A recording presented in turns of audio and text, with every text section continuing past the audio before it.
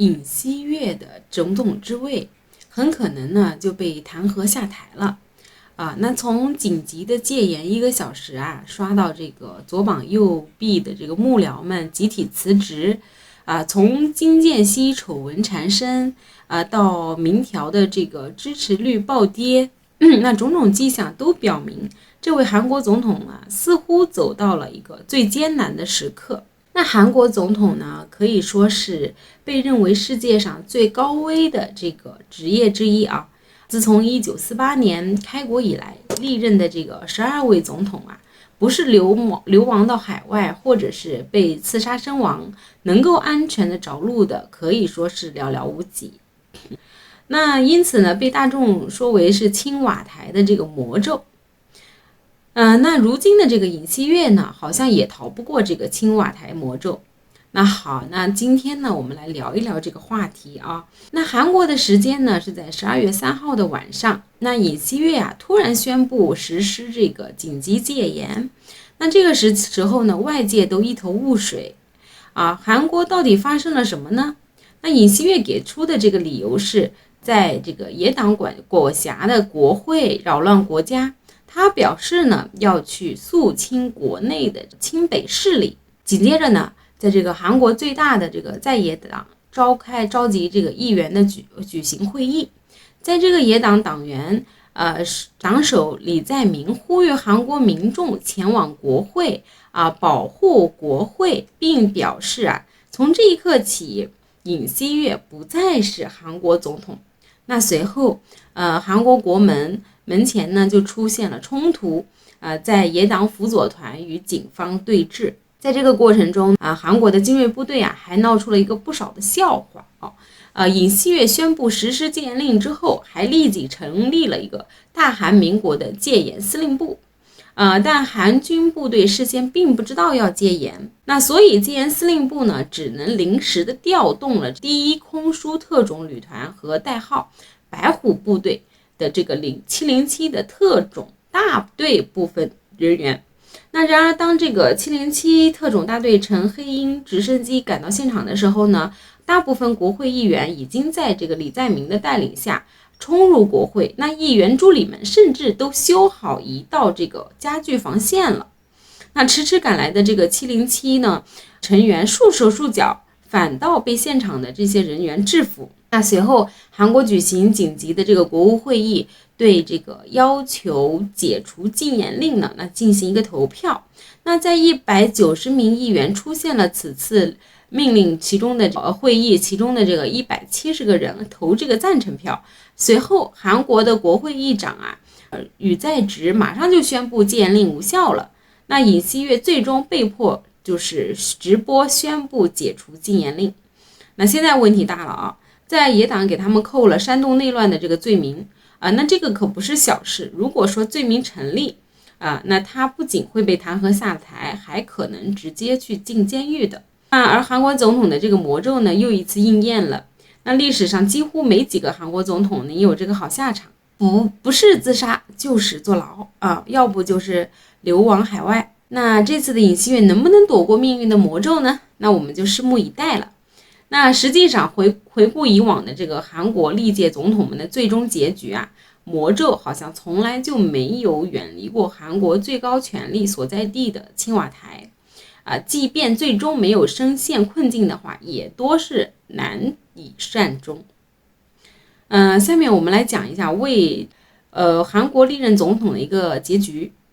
第一个李承晚就是第1到3届的总统任期是在1948年到1960年，遭遇抗议流亡国外，病死在这个夏威夷。那第一任总统呢，李承晚，日本殖民时代的这个独立运动领袖，在美国的这个协助下建立了大韩民国因朝鲜战争连任3届，就是1到3届。1960年呢也是他执政的最后一年了。反对派指责时任这个总统李承晚操纵副总统选举。青年大学发起的这个大规模的抗议活动随即就演变为流血的事件。李承晚呢迫于压力，于当年的4月26日宣布离职，随后流亡到海外。那5年后呢，他突发中风病死在这个美国的夏威夷。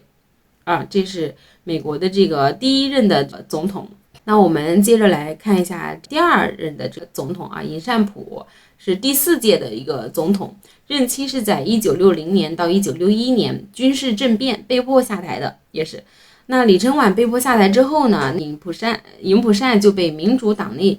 旧派推举为总统候选人，并当选的总统。那当时的这个韩国呢，仍然是一个军队掌握的实权，因此没有军队背景的这个尹普善上任不久就被朴槿惠的父亲朴正熙发动政变推翻下台了。那1960年3月16号呢，时任总统尹普善遭到这个掌握军权的朴正熙的逼宫，外界视为这个事件呢为实质性的军事政变。朴正熙随后夺得了这个国家的实际管理权。尹普善呢于1962年的3月22号辞职了。他下台之后创立了一个新民党，这为以后金大中和卢武铉的这个当选奠定了一些基础。那我们再讲这个第5到9届的这个总统，那任期1961到1979年的这个朴正熙他是遭遇了一个枪杀的。那朴正熙是韩国目前在任时长最长的一个总统，前后呢有18年。朝鲜战争期间他是韩军师长，发动政变之后呢担任总统。朴正熙任内呢，韩国实现了这个工业化，还有经济起飞，但是他独裁式的这个统治手腕饱受批评1974年，朴正熙的妻子陆英修被一名朝鲜的支持者开枪打死。那当时朴正熙也是在场的，但是他侥幸逃过一劫。那5年之后的这个1979年的10月26号那朴正熙在同韩国中央情报局局长金在奎共进晚餐的时候遭遇到这个枪杀身亡。那金在奎事后说，朴正熙已成为韩国民主的这个障碍，刺杀他呢是一个爱国的行为。那第4个就是这个金奎夏，第10任总统，任期是1979年到1980年，那遭遇到政变，被迫辞职。那金奎夏呢，在朴正熙被杀之后呢，接掌这个总统的职务。在1979年12月6号的时候，大选胜出之后正式接任。那不过仅仅是9个月之后就被全斗焕政变赶下台了。那这个又是再一次的历史的循环了，和尹普善是一样的。金奎夏呢也是临危受命，他试图去实施民主化的改革，不过仍然是抵不过朴正熙嫡系的一些势力，全斗焕们的这个势力最终败下阵来。那金奎夏呢失去权力之后呢，就在1980年8月辞职。再下一个就是全斗焕了，那第11到12届了，他是任期在1980年到1988年，他是因贪污罪等这种罪行被判死刑的。那全斗焕呢是朴正熙一手提拔的这个得力干将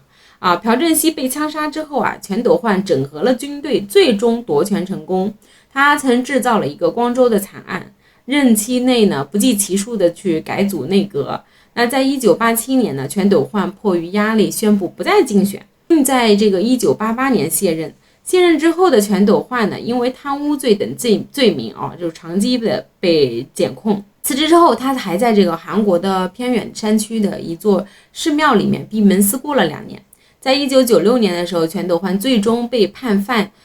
有叛国罪和贪污罪等罪行，然后被判了一个死刑后减至这个终身监禁了。在1997年12月的时候呢，他获得了当时的韩国后任总统金大中的一个赦免那在下面就是卢泰愚了，第13任是在1988到1993年，他是涉嫌贪污被判入狱的。那作为全斗焕的这个好友和同学助手卢泰愚呢能够做总统，基本上是因为全斗焕的原因。那卢泰愚呢做满了1届任期，而且还经历了这个汉城的奥运会。不过呢，在卸任2年之后卢泰愚筹集秘密资金案被揭发了。在1996年的时候呢，他被判了一个17年的监禁随后也同样是被这个金大中赦免的。在下面就是这个金泳三第14届的这个总统93年到98年那长子贪腐入狱，本人的这个名誉落地金泳三在韩国总统中的这个评价呢是极高的，他算得上是第一个民选的总统。在任期间啊，他也不负众望的打击贪腐，整顿政治。那金泳三呢，属于相对而言比较善终的一个啊。不过他的儿子金贤哲受贿，却给他的这个政治生涯增加了很多污点。他在金泳三任期末收受非法政治现金2次入狱，后在这个金大中执政期间又获得释放了。在任期间金泳三允许韩国的家族企业扩张从而产生堆积如山的一个债务，间接的导致1997年的这个金融危机那在他执政的最后几个周呢，几个星期呢，整个国家摇晃在这个破产的边缘，不得不向国际货币等这种基金组织寻求580亿美元的一个紧急的贷款那在下面是金大中，也就是第15任总统，在98到2003年的时候的这个任期的他的2个儿子呢被判入狱。那金泳三呢的老搭档金大中在金泳三之后出任韩国总统，他在经济上帮助韩国走出了泥潭，那政治上呢力推改革还主动和朝鲜交好，那为此赢得了亚洲曼德拉的一个美誉。那曾经因为著名的这个阳光政治获得了诺贝尔和平奖。不过到晚年呢，他是和金泳三相似，也是问题出在孩子身上，2个儿子都是因为受贿和逃税被判刑。在后面就是卢武铉了03年到07年的第16届的一个总统遭遇弹劾跳崖自杀的。那卢武铉是一个平民出身，后自学成为一名律师那任内呢，坚持是以和平的方式，通过对话去解决朝鲜的这个问题，并向朝鲜提供了一些经济的援助。他是避免了半岛发生危机，也是真正的基层出身的人。那这个呢，也让他难以驾驭韩国的这个政坛的这种复杂。卢武铉刚上任就被弹劾了，在2004年3月12号，韩国的这个国会议长朴宽用宣布韩国国会以193票比2票通过了弹劾总统卢武铉的这个动议案。后来呢，弹劾案被推翻那卢武铉得以继续执政。在08年的2月呢，卢武铉总统任期正式的就结束了。那在2009年的时候他在卸任之后不久就卷入到这个受贿的一个丑闻。那同年的5月23号跳崖自杀身亡的，是韩国首任自杀的总统。那在李明博呢是第17任总统了，任期是在07到12年，曾经是唯一的例外或难逃魔咒吧。李明博呢是07年当选总统的，期满后卸任。此前呢，他是唯一一个安然无恙的前总统。那虽然就任总统前后饱受争议那李明博每次总能顺利的脱身，曾经一度被认为韩国唯一一位能全身而退的前任总统。但是呢，在17年的下半年，随着韩国检方对朴槿惠案件的这个调查范围的扩大，那涉及李明博的可能案件呢，就再次的进入了公共的视野。那李明博和朴槿惠同属一个阵营。那在他出任总统的后期呢，他的兄弟总统府的官员甚至夫人和儿子都卷入到多起的案件里面去。那3月14号，李明博接受了这个韩国警方的调查。14日的这个调查中，李明博承认在职期间从国家情报院受供 1.07 亿韩元约大概在63万人民币。而对于检方的其他指控，基本是不承认的。他也是难逃这个青瓦台的魔咒。再就是朴槿惠了，是第18任总统任期在13到17年，那已被就提请判刑了30年。那韩国第11任总统朴槿惠2012年当选到韩国第18届总统的。朴槿惠的父母就是前面提到的这个遇刺身亡的朴正熙和陆英修。那16年10月，朴槿惠亲信干政的这个事件爆发，经过一系列的这种调查韩国法院签发对朴槿惠的逮捕证之后呢，就被检方逮捕检方在提请批准逮捕书中说呢，嫌疑人是滥用总统的职权，跟共犯崔顺实一同试图谋取私利。嫌疑人辱没国格辜负名望，坚决否认犯罪嫌疑，毫无悔意那这个事情呢，我之前的视频讲过